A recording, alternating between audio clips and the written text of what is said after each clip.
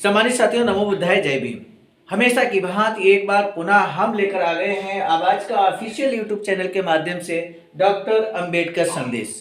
हमारे इस चैनल आवाज का ऑफिशियल में आपका बहुत बहुत हार्दिक स्वागत एवं अभिनंदन है। आज का डॉक्टर अंबेडकर संदेश होने वाला है बहुत इंपॉर्टेंट, बहुत ही महत्वपूर्ण, क्योंकि आज है स्पेशल दिन। 26 जनवरी गणतंत्र दिवस के रूप में मनाया जाता है और यूं कहें कि आज के ही दिन 26 जनवरी 1950 को भारतीय संविधान पूरी तरह से भारत देश के अंदर लागू हुआ था।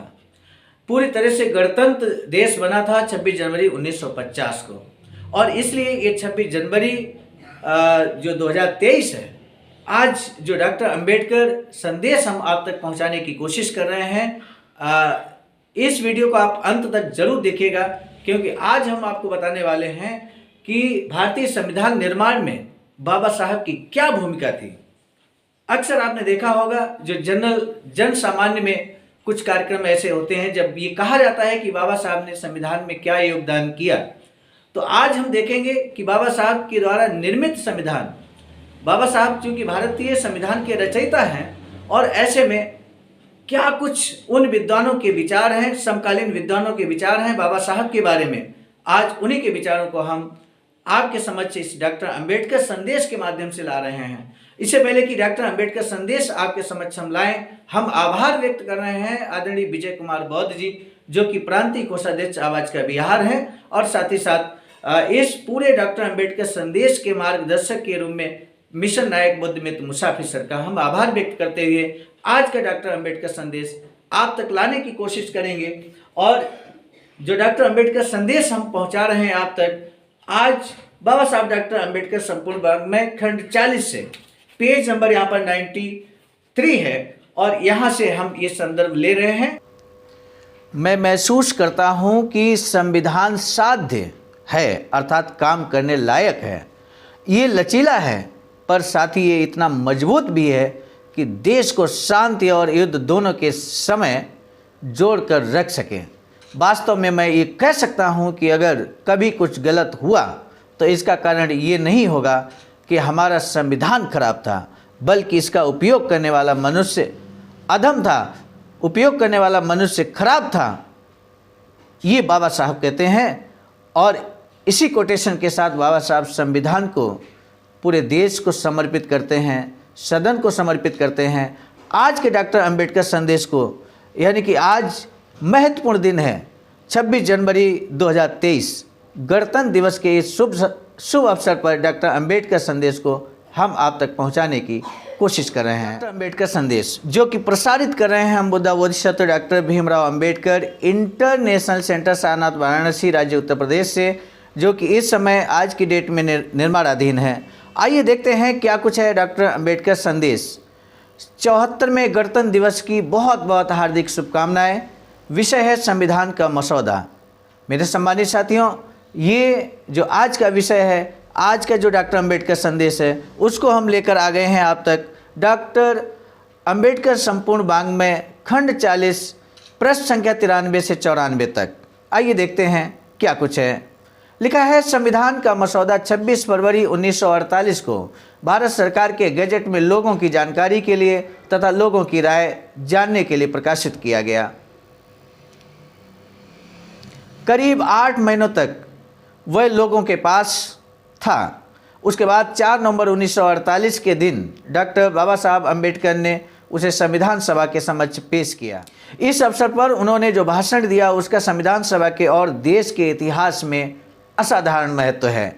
इस भाषण के असर के कारण ही संविधान सभा के ज़्यादातर सदस्यों ने डॉक्टर अंबेडकर की प्रशंसा ये कहकर की, कोई प्रकांड पंडित, संविधान निर्माण के शिल्पकार, संविधान के बारे में पूरे अधिकार के साथ भाष्य करने वाले, गहन अध्येता, काबिलियत रखने वाले हैं।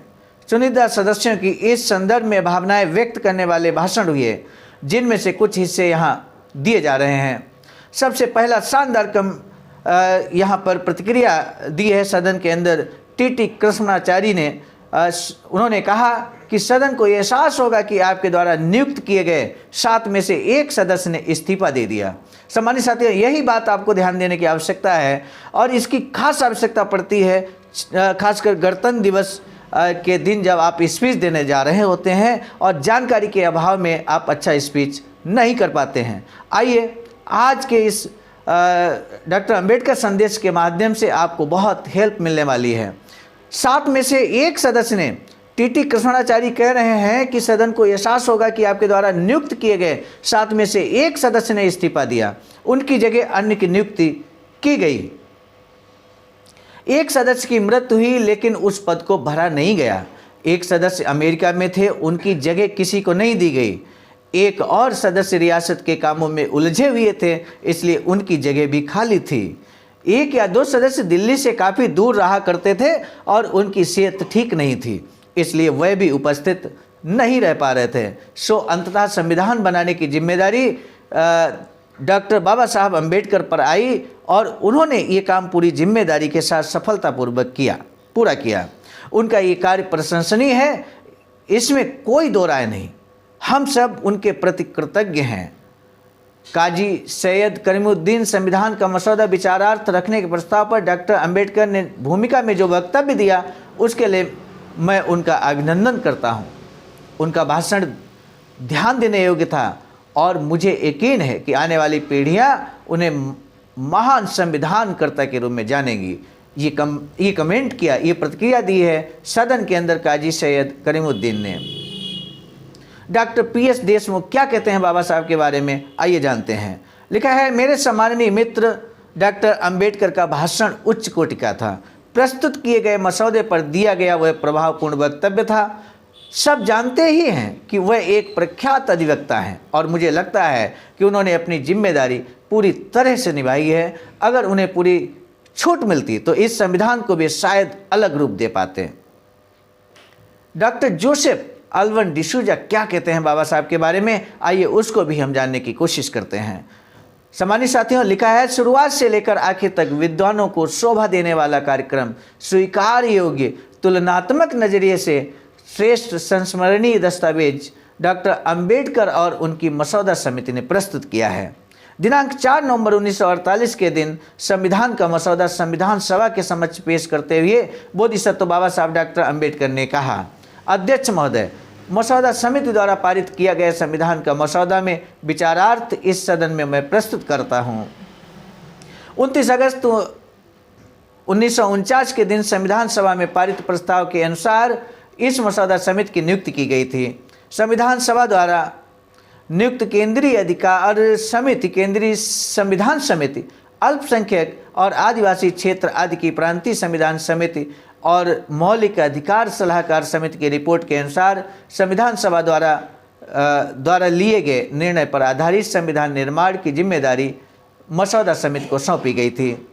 संविधान सभा द्वारा ये निर्देश भी दिया गया था कि कुछ विशिष्ट मसलों पर भारत कानून 1935 के प्रावधानों को अपनाया जाए। संविधान सभा द्वारा दिए गए निर्णयों में मसौदा समिति किन मसलों पर विचार करना नहीं चाहती और किन मामलों में बदलाव कर विकल्प सुझाए हैं, इसका जिक्र मैंने 21 फरवरी 1948 को अपने खत में किया है।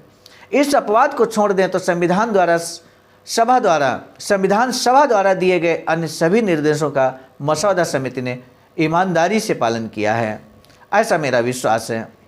मसौदा समिति द्वारा निर्माण किया गया संविधान का मसौदा एक असाधारण दस्तावेज है। इसमें 315 अनुच्छेद और 8 परिशिष्टों का समावेश है। संविधान का ये मसौदा अन्य किसी भी देश के संविधान की तुलना में अधिक विस्तृत है।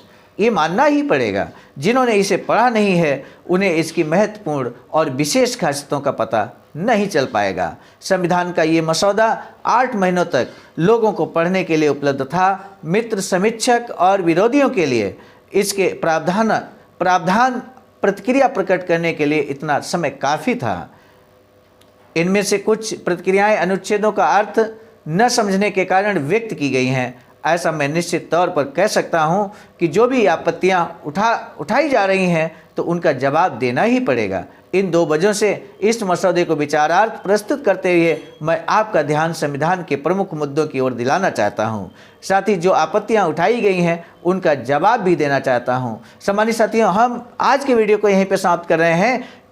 अगले वीडियो में हम आपको बताएंगे कि किस तरह से बाबा साहब ने जो आपत्तियां उठी भारतीय संविधान मसौदा समिति पर और उन आपत्तियों का किस तरह से निराकरण बाबा साहब करते हैं, उन सभी आपत्तियों का बेहतरीन जवाब देते हैं सदन के अंदर और इस तरह से समाधान करते हैं। जितनी भी प्रतिक्रियाएं आई सभी लोगों की प्रतिक्रियाओं के प्रति समाधान देते हैं बाबा साहब। उस समाधान का वीडियो हम जल्द ही आप तक लेकर आएंगे। आज के डॉक्टर अंबेडकर संदेश को हम यहीं पे समाप्त कर रहे हैं। एक बार पुनः आप सभी को गणतंत्र दिवस की हार्दिक मंगल कामनाएं करते हुए आप सभी को सादर नमो बुद्धाय। जय भीम।